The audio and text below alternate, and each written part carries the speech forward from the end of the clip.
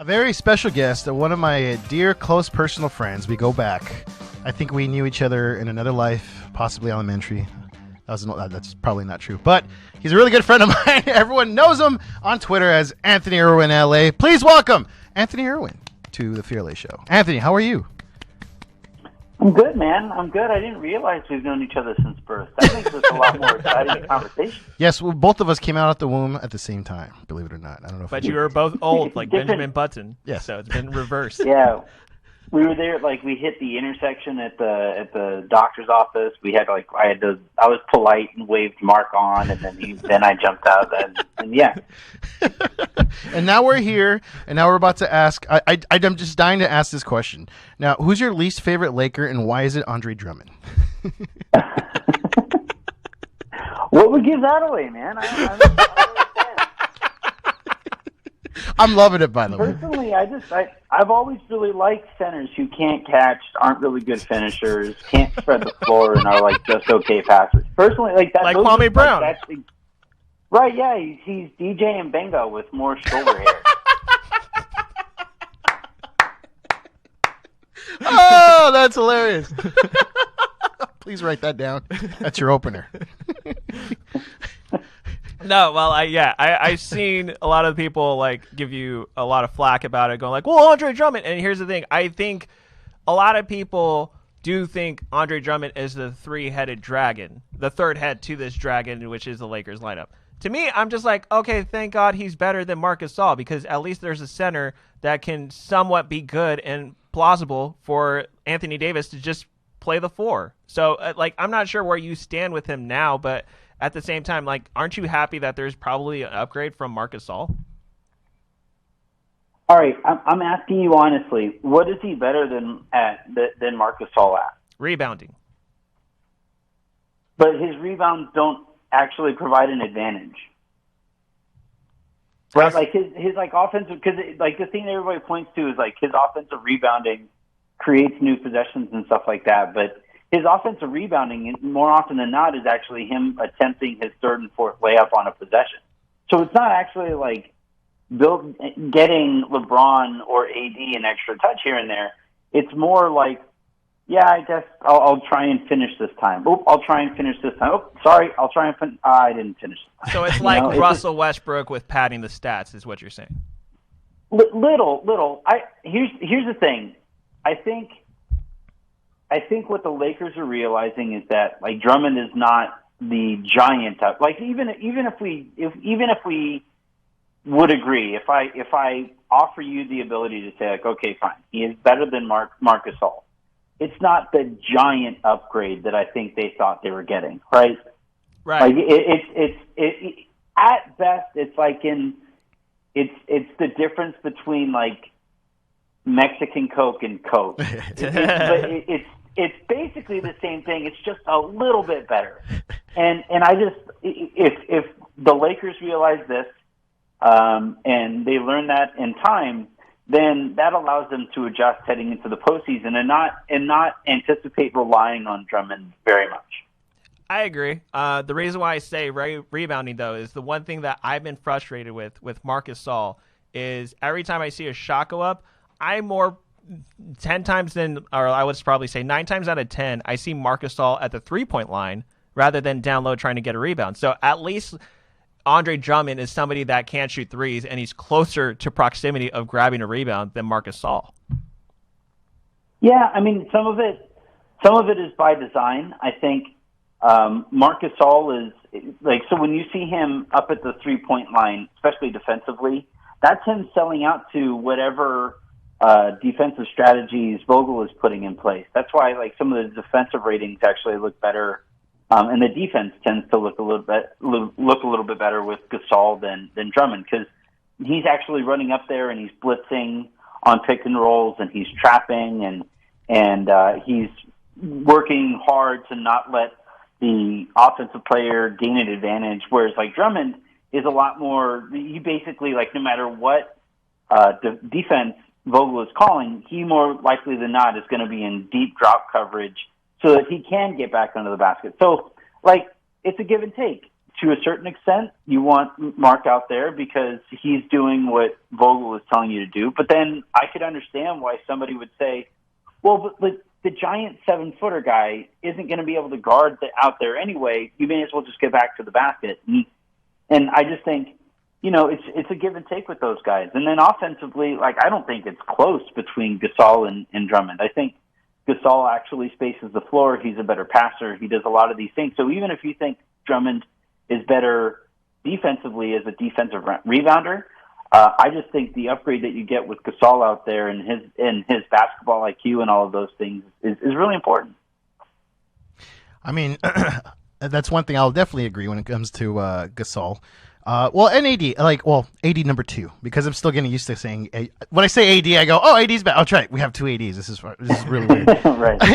Good AD. The good AD, the better AD.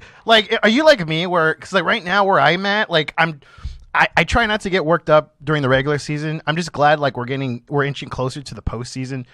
Are you banged up right now yourself? Just mentally, just watching the Lakers kind of try to coast through these last couple of games.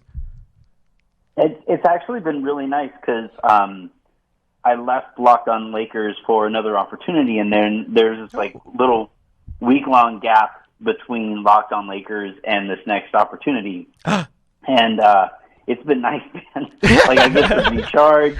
I get the other night during the Lakers Magic game they were playing, and I was just like, do I want to spend any more of my vacation watching Lakers Magic? And I didn't. I poured a margarita, walked outside, and just kicked it with Avery. So, it's been nice being able to take this break. I think a lot of people, I've noticed this is the most hostile that, yes, Lakers Twitter has gotten. Andre Drummond in most seasons, especially last year before the pandemic, I think Andre Drummond would have just been yeah, he's not very good, and we'll just kind of move on. But people have, planted their stakes. They have painted their faces with the blood of their enemies, and it is I hate you forever because of your stances on Andre Drummond. And I think it's honestly because we spent too much time together. The last 24 months, we've been talking about Lakers basketball for 19 or 20 of them. And okay, to that point, I do think there's something where JaVale said it last year, where it's just there's a different type of pressure when you're on the Lakers. Yeah. The lights are shining on you, so. Obviously, with Lakers Twitter, we've seen every player practically go through the gauntlet. I mean, how many players or how many times did Laker fans say oh, get rid of KCP after his start to last season? You see players go through the gauntlet. So it's kind of a diamond being made before our very own eyes. Can Andre Drummond actually perform as a steady role player like KCP did? Or can we see Ben McLemore flourish a better version of Danny Green as we hope for in the playoffs? I think so. I think LeBron and AD being back, if you are going to be in a high pressure situation, it's nice to be able to play alongside those two guys, because they're going to make LeBron's going to make you your best self on offense.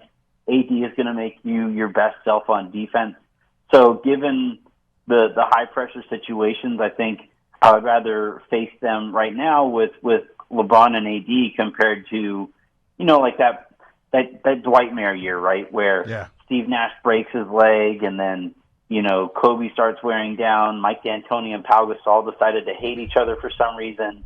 And Dwight catches the ire of everybody because he was the new guy and he was supposed to fix everything. He's dealing with back surgery. And so if you are going to face, the heat that Lakers Twitter and Lakers fans can really produce, then I would prefer to do it right now, get on this team, compared to most years. Have you noticed that Lakers Twitter has gotten a little bit more hostile? Aside from the actual team, but aside from Vivien, that too, dude. Did you caught all that, right? Do you remember the first catfish? Do you remember the Lakers girl catfish when that happened? Wait. No, I don't remember that one. Oh, okay. That had been early. Okay, that was that. That must have been 2010, I think, or 11. But I mean, did you ever have any? We're talking to a couple of people on Twitter that had some interactions with quote unquote her. Were you ever involved? Did you ever cross paths with quote unquote Vivien? No. Like I was going through it. Like a lot of the people that were involved with this stuff, I found out that I had kind of muted them already. So See? He's like me. I wasn't too involved. But it was kind of funny though, because that all goes down, right? Vivien A/Vivien with an E for some reason. That all happens. And then I leave Locked On Lakers like a day later. And it was funny that how many people were in my mentions demanding to know whether or not I was Vivien. Of course. People thought you were Are Vivien? you serious? Yeah, man, it was the thing. I was like, man, I've had pictures of me, of my daughter. Like, I don't have to Photoshop myself on press row, but no, like this was a thing in my mentions, and there were some really funny theories to it. They were fantastic. They were really good. Yeah, I didn't know that was like, okay, there's like the realm of possibility, which like people were linking Vivien to funny. Josh, but like, do you even Photoshop? Because I didn't know you were that great at Photoshopping. No, I'm like, every time I make a Photoshop, I make sure to make it so bad that people know that I'm bad at Photoshop. That's not my deal. Yeah, and it's hilarious. I remember every time you change your avatar to like a picture with like your face on someone else's body, I always laugh because I go, yeah, it's like that's Anthony's thing. I was like, Right. So we don't got much time left. I'll close off on this. Dennis Schroeder obviously has been, I feel as if he's been like the Gary Payton of 2004 for the Lakers, where it's just like Kobe was out, Shaq was out, maybe Karl Malone too, but then like Gary Payton was the only one that was playing the most minutes. And yeah, he's been like stepping up, but it's not like he deserves that $84 million contract, right? Like, do you think the Lakers are going to cave to Schroeder for a higher demand? I think so, and it's more that they don't have very many options after that. Like, if they don't spend $84 million on Dennis Schroeder, it's not like they now have $84 million to spend on anybody. So, like, Schroeder actually means more to the Lakers than he would on just about any other team.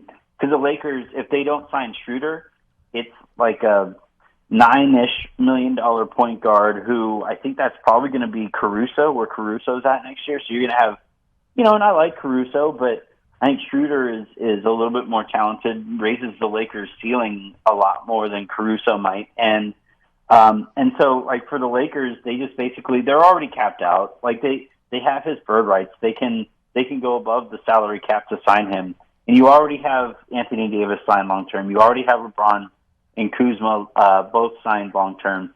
You may as well just stick to this window and try to keep it open as long as you possibly can. And I think the only way you could really do that is with Schroeder. So do you think the Lakers are just going to pretty much cruise where they're at right now to kind of just finish off the regular season? Well, they have a lot of work to do, man. Like, they have, obviously LeBron isn't back yet. So, and the team that he comes back to is very different from the one that he left in the first place. They have to find a way. Like, Anthony Davis and Andre Drummond, I think, have looked pretty clumsy out there together. They have to figure out a way to get those guys to work out there together. And if not, they got to find what their actual best rotation might be. I can't tell you right now. If you guys were to ask me, hey, what's their best lineup right now? Ooh. I couldn't tell you. I haven't seen it. We've seen glimpses of it. We've seen stretches of it, but nobody has been healthy together long enough to be able to really isolate and understand that. So you're looking at a really talented team, a really deep team, but a team that has a lot to figure out in a really short amount of time. So, like, there was that Woj report that LeBron might possibly return this week. They kind of sort of need him to return sooner rather than later, just so that they can start answering a lot of these questions.